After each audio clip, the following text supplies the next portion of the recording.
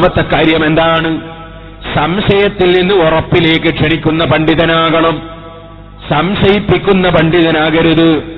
നമ്മുടെ മനസ്സിലുണ്ടാകുന്ന സംശയങ്ങൾക്ക് അതാ നിവാരണം തന്ന് നമുക്ക് ഈമാൻ ഉറപ്പിക്കുന്ന പണ്ഡിതന്റെ സദസ്സിൽ പങ്കെടുക്കണം. അതാണ് മിനശ്ശക്കി ഇലൽ യഖീൻ.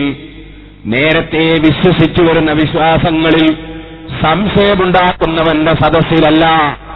ഞാൻ ചെറിയ ഒരു ഉദാഹരണത്തിന് വേണ്ടി പറയുകയാണ്. ഇവിടെ തമിഴ്നാട്ടിലുള്ള ചില പണ്ഡിതന്മാരും നേതാക്കളുമൊക്കെ പങ്കെടുത്തു. ആ തമിഴ്നാട്ടിൽ എത്രയോ കാലമായി മഹാനായ അഷ്റഫുൽ ഖൽഖ് സല്ലല്ലാഹു അലൈഹി വസല്ലമ തങ്ങളുടെ ശഅർ മുബാറക്ക് സൂക്ഷിച്ചിരിക്കുന്നു. ബേലൂരിൽ നിന്ന് ആ ശഅർ മുബാറക്ക് മുക്കിയ വെള്ളം കൊണ്ടുവന്ന് നമ്മുടെ രാജ്യത്ത് പലരും ബറക്കത്തിന് വേണ്ടി കുടിച്ചുകൊണ്ടിരിക്കുന്നു.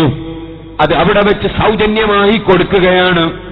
സുബ്ഹാനല്ലാഹ്, സൗജന്യമായി തന്നെ ഇവിടെ അത് വിതരണം ചെയ്യേണ്ടതുമാണ്.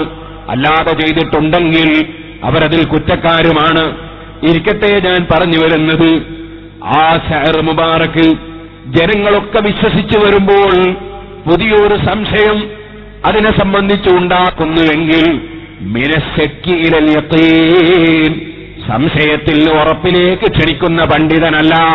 പൂർവകാല പണ്ഡിതന്മാര് മുഖേന ജനങ്ങളെ വിശ്വസിച്ചു വരുന്ന വിശ്വാസങ്ങളിൽ സംശയമുണ്ടാക്കുന്ന പണ്ഡിതൻ, അത്തരം പണ്ഡിതന്റെ സദസ്സിൽ പങ്കെടുത്തുകൂടാ. മിനശ്ശക്കി ഇലൽ യഖീൻ, സംശയത്തിൽ നിന്ന് ഉറപ്പിലേക്ക് ക്ഷണിക്കുന്ന പണ്ഡിതന്റെ സദസ്സിലെ നിങ്ങൾ പങ്കെടുക്കാവൂ. നബി സല്ലല്ലാഹു